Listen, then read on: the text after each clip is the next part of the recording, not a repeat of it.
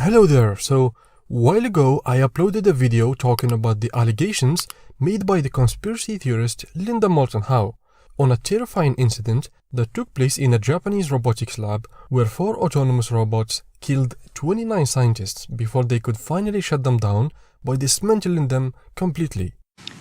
At a top robotics company in Japan this week, 4 robots being developed for military applications killed 29 humans in the lab.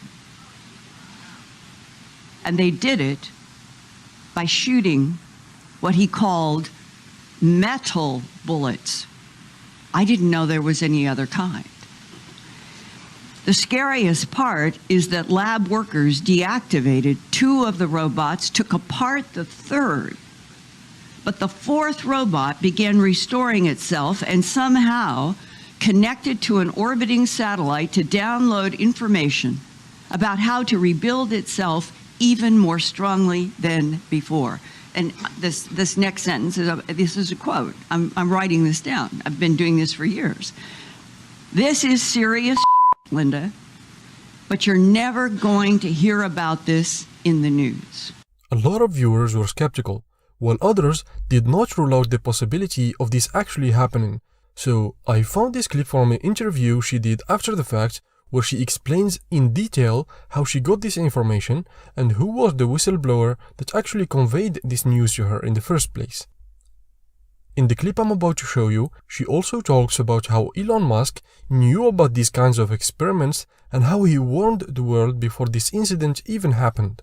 It made Elon Musk only 2 months before, in June, at the Rhode Island Governors Association meeting. There were 33 governors from the United States, and Elon Musk was one of the invited speakers. And when they sat him down in a chair, and they started asking him his perspective as being head of Tesla and SpaceX, he said, I think that the greatest problem that scares me the most is artificial intelligence. And he said statements like, people don't understand that the robots, they are not going to need sleep. They're not going to need sick days. They're going to be able to do everything better, faster, more efficiently, and smarter than humans. And then he went on and he said, I am convinced that artificial intelligence right now is an existential threat to this planet. The meeting she mentioned in the clip was the National Governors Association meeting, or the NGA, where the governors of 55 states meet twice a year to discuss issues of national and state importance and to develop policy initiatives that address the most pressing issues facing the states. The meeting also provides an opportunity for governors to meet with representatives from the federal government and the private sector. In 2017, Elon Musk attended the NGA meeting and had an hour-long interview where he expressed his opinion on several subjects, including artificial intelligence. On the artificial intelligence front, I have exposure to the very most cutting-edge AI, and I think people should be really concerned about it.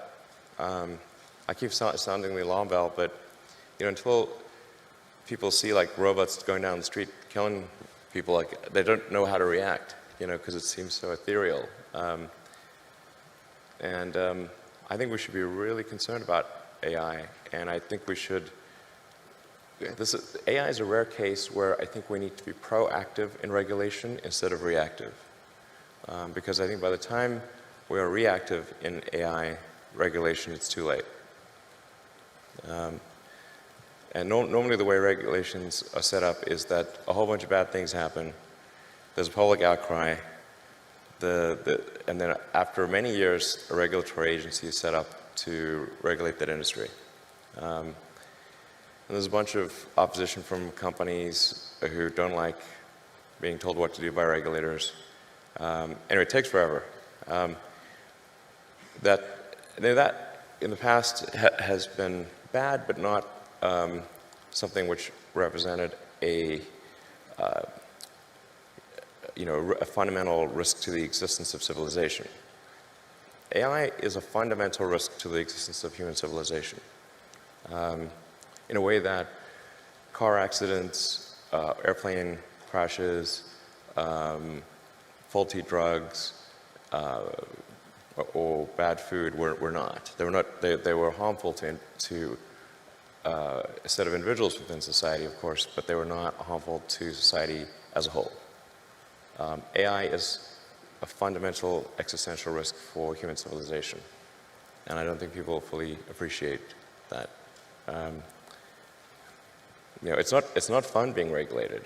It's not, it can be pretty irksome, but in the car business, we get regulated by Department of Transport, by EPA, and a bunch of others, and there's regulatory agencies in every country. In space, we get regulated by FAA,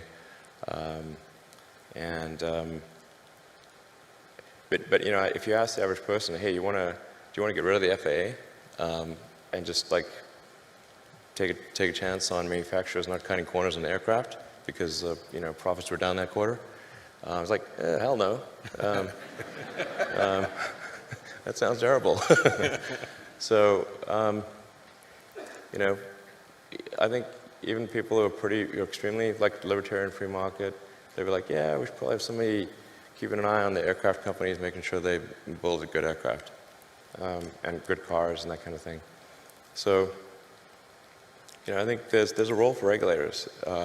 That's very important. And I'm against overregulation for sure.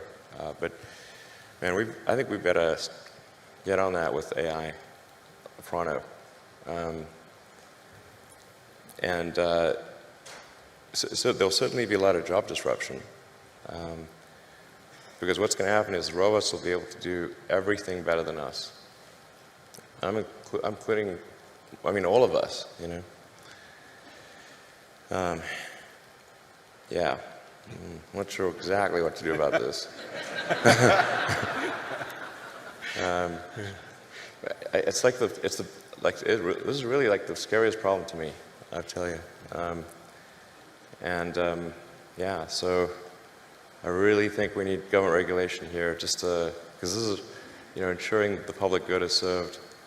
My personal opinion about this have not changed since the last time. There is not enough evidence to support these claims. However, since we will not have access to such evidence even if it existed, all I have to do about this is hope this is just another far-fetched conspiracy theory. If you have enjoyed this video, please leave a like and consider subscribing to the channel. It's absolutely free and you can always unsubscribe. Goodbye.